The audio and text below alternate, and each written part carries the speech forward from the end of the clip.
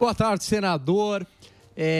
A gente viu a Lava Jato, excelente trabalho que o senhor fez à frente da Lava Jato, ser anulada. Inclusive, a OEA recentemente lançou um relatório criticando toda essa anulação, né, de provas, de delações, de políticos aí voltando à cena do crime. E, por outro lado, a gente vê a justiça condenando uma mulher, uma cabeleireira, a 14 anos de prisão, porque escreveu ali com um batom numa estátua. Como é que a gente chegou nessa situação, senador? Nessa discrepância tão grande? Bem, primeiro, boa tarde a todos, né? Um grande prazer estar aqui presente. Olha, eu até falo brincando, mas no fundo é trágico. Mas se a Débora, que é essa cabeleireira, tivesse roubado a Petrobras, ela estava livre hoje. Sim. E rica. E agora a gente vê, né? 2 anos que ela está em preventiva, está sendo julgada, não acabou o julgamento, o ministro Fux pediu vista do processo, então isso vai jogar para o julgamento presencial, físico, é bom, porque o caso não deve ser julgado no virtual. E o que eu tenho defendido é o seguinte, é a oportunidade para o Supremo dar um passo para trás e ajustar a pena desses manifestantes do dia 8. Porque quando teve aquela invasão, destruição lá de patrimônio público, ninguém aplaudiu, todo mundo achou aquilo errado, condenável.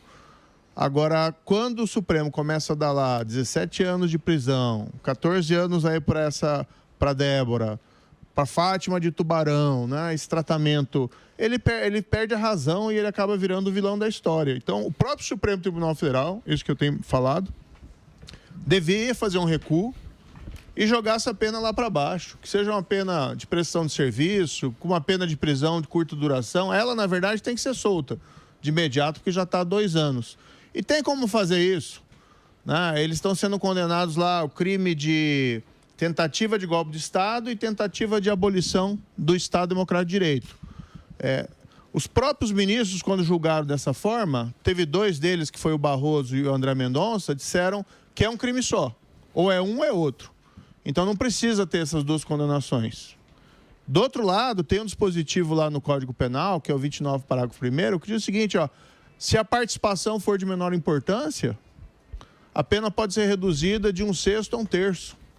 Então tem instrumentos para fazer isso. Faria bem ao Supremo não só para essas pessoas, porque são pessoas simples, eu visitei na prisão, inclusive, são pessoas que se exaltaram, erraram, mais levadas ali para aquela lógica da turba de violenta emoção, acabaram se excedendo. Mas 14 anos é cruel, né? Eu acho uma crueldade.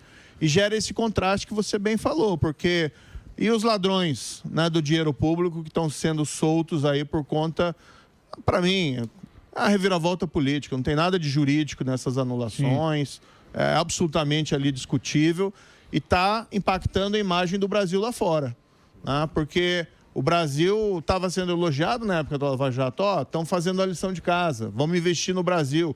Muita gente, Emílio, falava para mim, vou começar a investir no Brasil, porque antes, para investir lá, tinha que pagar propina, e agora a coisa estava mudando.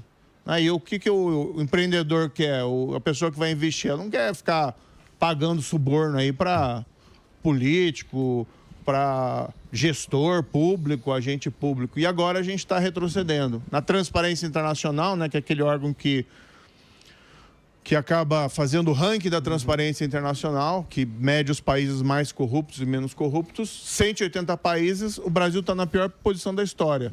107º, ao lado de países, e aqui sem preconceito, que não são exatamente considerados um paradigma de integridade, né? Alguns países africanos, alguns outros países da América do Sul aqui com uma imagem muito negativa. E eu digo para todos nós, não somos isso. O Brasil não quer ser isso. O Brasil não quer jogar uma cabeleireira que passou batom numa estátua, 14 anos preso. E o Brasil não quer ver gente como Sérgio Cabral fazendo gracinha como influencer quando roubou metade do estado do Rio de Janeiro. E todo mundo sabe disso. Ninguém foi inocentado nesses casos da Lava Jato. Então, mas isso aí não é de regime autoritário? Por exemplo, o cara, ele dá essa pena para dar o exemplo. Exatamente. Ele exagera muito na pena para o cara falar, opa, se tá assim aqui, eu vou ficar quietinho. Exato. Não é mais para isso do que realmente ser uma pena, tá dentro da... Eu sempre pensei assim, ó, cada pessoa é um fim em si mesmo, né? Então, tem gente que quer punir rigorosamente lá os manifestantes porque quer sinalizar para 26. Tem gente que quer punir porque teve a ditadura lá atrás, né? Que cometeu os seus crimes também e não foram punidos e aí querem descontar na Débora ou na Fátima de Tubarão. Cada pessoa tem que ser tratada pelo que ela fez e na proporção do que ela fez.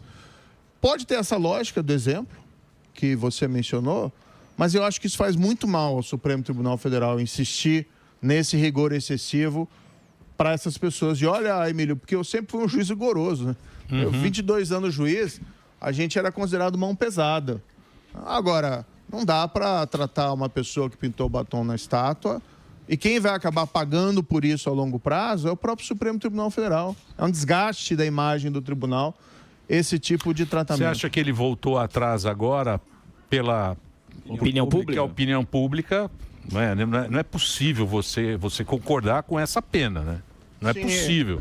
Eu acho que o ministro Fux, que está nessa turma de julgamento, pediu vista, é uma sinalização de que é possível que haja uma divergência, que ele vai abrir uma divergência ali dentro do tribunal. Vamos ver, né? Não dá para prever o que vai acontecer, mas pelo menos vai ter também um julgamento, que é importante nesse caso, ser presencial, não virtual, né? Então os ministros que vão lá e digam, né, fisicamente, sendo filmados, que 14 anos para cabeleireira é uma pena adequada. Né? Assunto, esse ônus.